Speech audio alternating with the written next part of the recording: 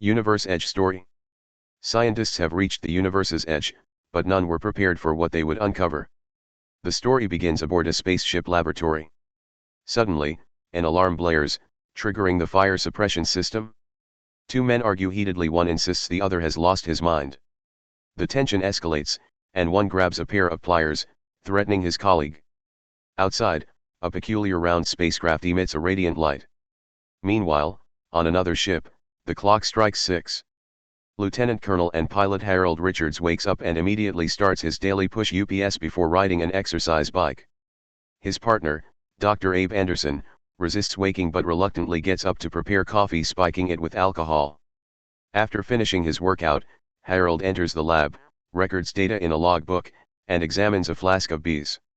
He then feeds an electric eel housed in the ship's aquarium before using a periscope to scan the surroundings. However, all he sees is endless darkness. Their ship has a rounded structure. One side absorbs light while the other emits something resembling smoke. While Harold remains focused on his duties, Abe does the opposite, drinking from alcohol sachets, trying on sunglasses, and watching TV. Once Harold completes his tasks, he prepares coffee and brushes aside a pile of empty booze sachets. He informs Abe that they are getting close, but Abe believes they are drifting even further away and that their entire mission is pointless. Harold silently exits the room. The following morning, Harold does his push UPS and returns to the lab. He records new data on the bees while Abe remains asleep. Later, Harold tosses a fish into the eel's aquarium but accidentally drops his pen into the water. As he reaches for it, his military tags slip into the tank.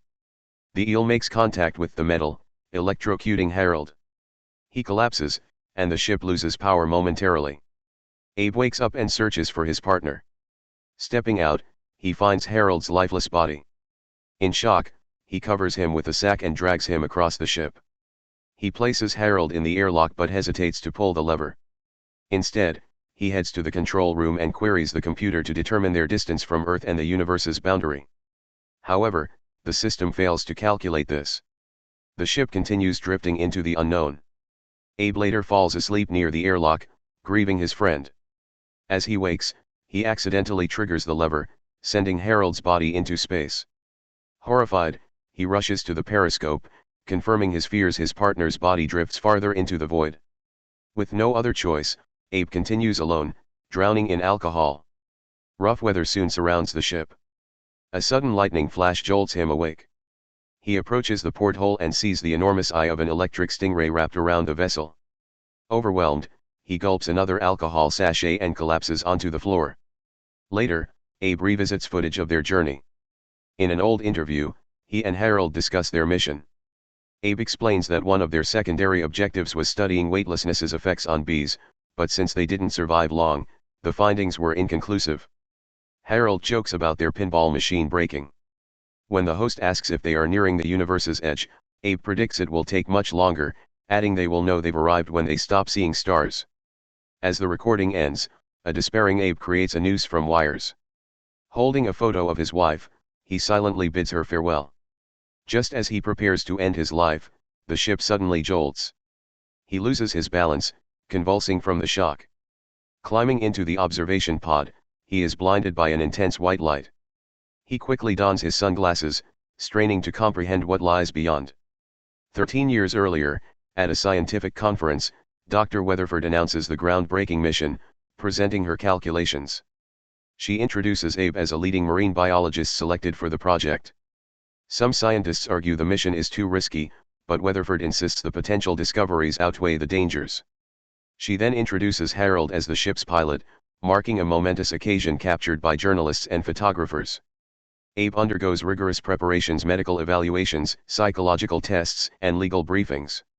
Meanwhile, Dr. Weatherford passionately explains her theories, arguing that the universe is more complex than previously imagined. She believes its fictional nature cannot be ignored, and reaching its edge defies human comprehension. Overwhelmed, Abe faints. The nurses attempt to revive him. They ask him to sign papers, and the doctor notes his low stress tolerance. After training, Harold returns to motivate Abe. Weatherford grows increasingly enthusiastic about their future astronauts until Abe collapses again. The story shifts back to the ship, with Harold still alive. He detects a malfunction in the airlock and attempts to adjust the system. However, the automatic waste disposal fails, forcing them to use the lever manually. Harold tells Abe that this will be tedious, and Abe chuckles while inspecting the lever. Their teammates remain enthusiastic, enjoying their time on the ship. Anderson works alongside Richards, handling the bees. Suddenly, he notices Harold violating protocol, feeding the eel sardines himself. The scientist warns him of the danger, but Harold ignores him, finding joy in the act. That night, Anderson sketches in his notebook, then peers through the periscope, where a galaxy appears before him.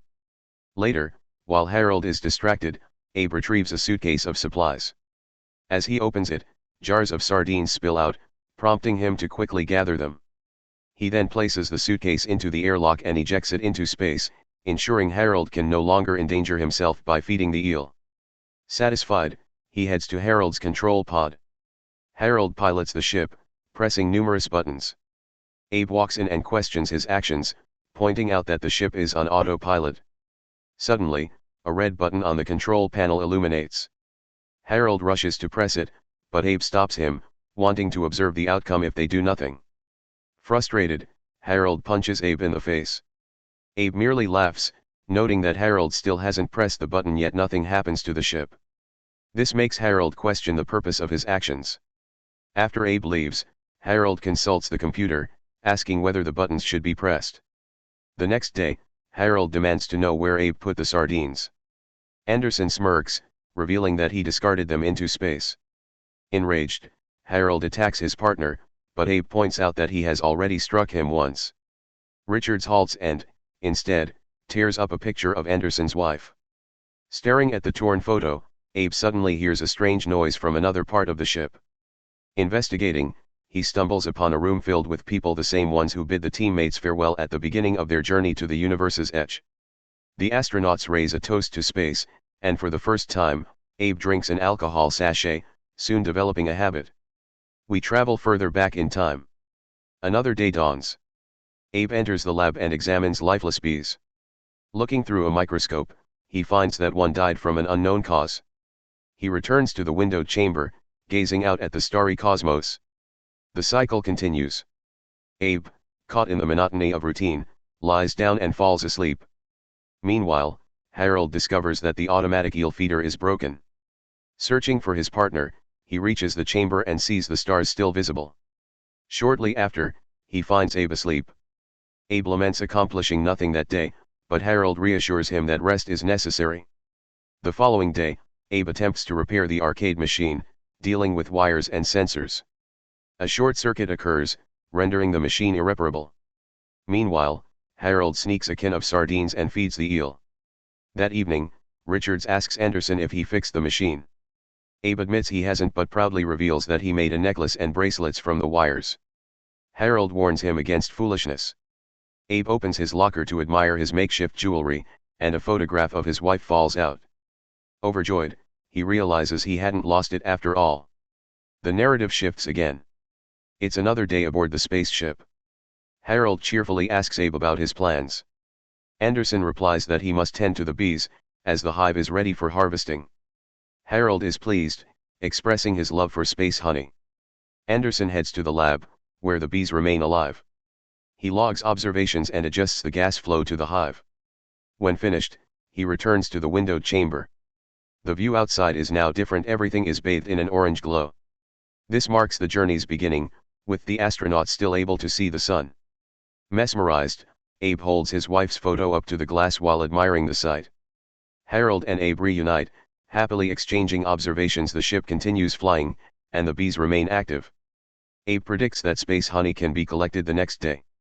Entering the control cabin for the first time, Abe surveys the area and asks Harold if he understands its operations. Richards confidently compares piloting the ship to riding a jet ski only in space. Suddenly, something affects the ship. That evening, Harold plays the still-functioning arcade game, striving for a new high score. Abe distracts him, causing the game to end. Meanwhile, the spaceship drifts closer to a massive orange object. A new day begins aboard the ship. Abe prepares to collect space honey, while Harold heads to the pantry for bread. Suddenly, mysterious flashes illuminate the vessel. Curious, Abe peers through the portholes and notices Harold nearby, an unusual sight, as Harold rarely lingers in this room. Harold, puzzled by Abe's fascination with the view, asks what captivates him so much. Abe replies that he loves watching the stars and planets because they are beautiful. With a tinge of sadness, Harold remarks that his wife is even more beautiful. Abe, intrigued, asks why Harold chose to embark on this mission and leave her behind. Initially, Harold states that his country requested it, but then admits that the generous tax benefits for his family were too good to refuse. Abe, in contrast, says his decision was driven by science. As they ponder what lies ahead, they speculate about the existence of other realities or even an entirely different universe. Meanwhile, Abe becomes engrossed in setting new records on the arcade machine. Harold, returning with the bread, reminds him about the honey. As they taste it, their conversation drifts back to their families and the reasons behind their journey. Looking at a picture of Abe's wife, Harold wonders how he could leave her. Abe confesses that his wife left him, which is why he chose to travel as far as possible, not for science, but to escape.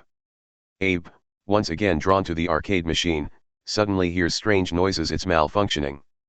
At that moment, an alarm blares across the ship. The system alerts them that the number of insects in the lab is declining. One by one, the bees drop lifelessly to the bottom of the hive.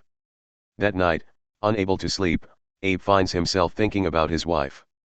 As he turns over in bed, we catch a glimpse of two other astronauts seated at a table.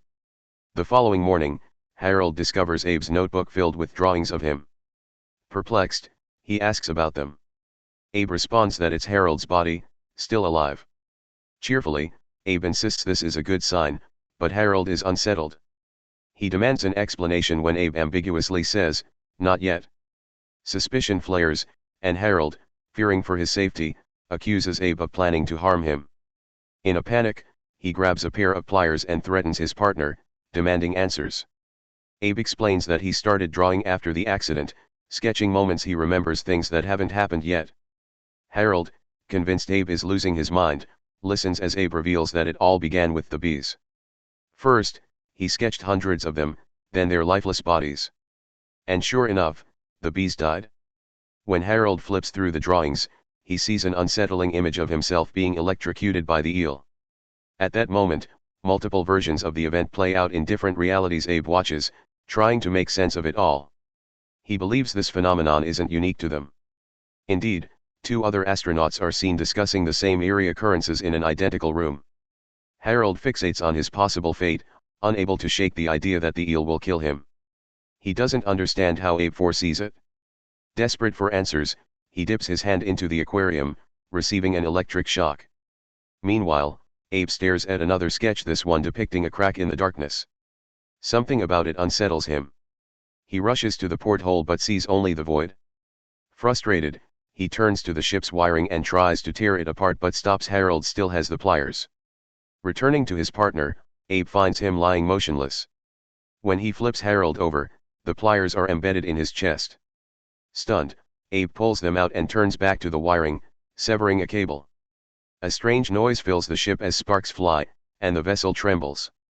Rushing to the porthole, Abe watches in horror as the ship veers off course and crashes into what appears to be a solid wall of darkness. The blackness fractures like glass, shattering into pieces. In its place, a blinding white light floods the scene. Suddenly, Abe is home. He picks up a remote, turns off the TV, and mutters that he has seen this before. Stepping outside, he meets his wife until a ringing phone interrupts. Returning inside, he answers. Dr. Weatherford informs him that the position he applied for has already been filled. Confused, Abe notices a newspaper with a photograph of two unfamiliar astronauts. The story shifts back to the spaceship. A different set of astronauts, caught in a dire situation, attempt to fix a system glitch. One makes a fatal mistake, cutting the wrong wire. The ship collapses and is consumed by darkness. What truly happened aboard the ship? Was it all a fragment of Abe's imagination, or did they stumble upon the multiverse? Share your theories in the comments, leave a like, and subscribe. See you in the next video.